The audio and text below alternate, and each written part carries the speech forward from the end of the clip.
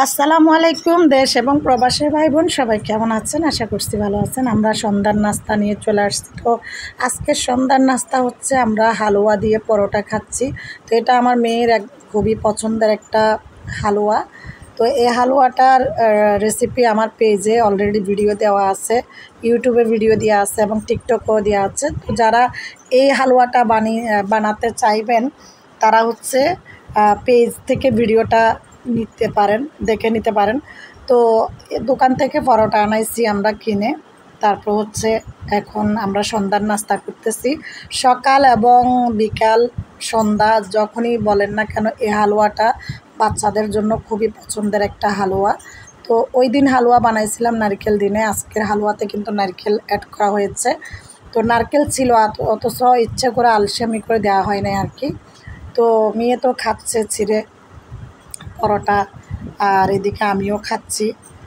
তো বিশ্বাস করবেন পরোটা এত মজা, মানে পরোটা দিয়ে হালুয়াটাই হচ্ছে সবচাইতে বেশি ফেভারিট। ফ্লেভারটা খুবই সুন্দর যেহেতু এলাচি দেওয়া আছে পাশে। তো আর আম, হালুয়ার সুজি যেহেতু আগে থেকে ভাজা হয়, খুব সুন্দর একটা সুঘ্রাণ, খুবই ভালো লাগে খেতে। আর হালুয়াটা একটু কষাল হয় না, যেভাবে রান্না করেন না কেন হালুয়াটা কষাল হয় না, হালুয়াটা ঝরঝরা অবস্থায় থাকে। পাতলা হইলে কী হয়েছে, তারপরে একটা দানাদার ভাব থাকে। তো যতই খাচ্ছি ততই ভালো লাগতেছে। তো সবাইকে শুভ সন্ধ্যা। কী অবস্থা, সবাই কেমন আছেন? আমি তো পরোটা খাচ্ছি, আমরা মা মেয়ে। তো এইদিকে হচ্ছে আমাদের এই মোটরটা চলতেছে আর কি। তো এই জন্য আমি ভয়েসটা সাথে সাথে দিই নাই, ভয়েসটা কিন্তু পরে অ্যাড করছি। আর হালুয়াটা ভীষণ গরম, আমরা ফু দিয়ে দিয়ে খাচ্ছি, দেখে বুঝতে পারতেছেন। এইমাত্র রান্না করেই কিন্তু হালুয়াটা খাওয়া হচ্ছে, মানে রান্না করে সাথে সাথে কিন্তু হালুয়া দিয়ে পরোটা দিয়ে খাওয়া হচ্ছে। তো আমি হচ্ছে দেখি চুলায় চা বসায় আসছি, পরোটা খেয়ে আমি চাটা দেখে আসি। তো চাটা দেখে আসতেছি, মানে চার পানি দিয়েছি, পাতা দিই নাই, তো পাতাটা দিয়ে আসতেছি। তারপরে পাতা দিয়ে হচ্ছে আমি ওদিকে মোটর চলতেছে, মোটরের পানি ফুরাইছে কিনা এটাও দেখে আসছি।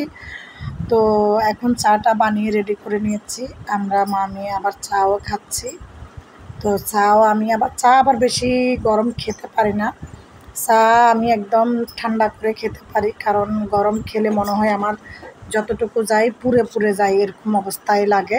তো চা আমি খুবই ঠান্ডা অবস্থায় খাই, আর চা আমি তেমন একটা পছন্দ না, শুধু সকালে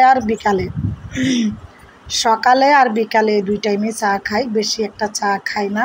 কোথাও আমাকে জোরাজুরি করে খাওয়াইতে চাইলেও তেমন একটা খেতে চাই না আর কি।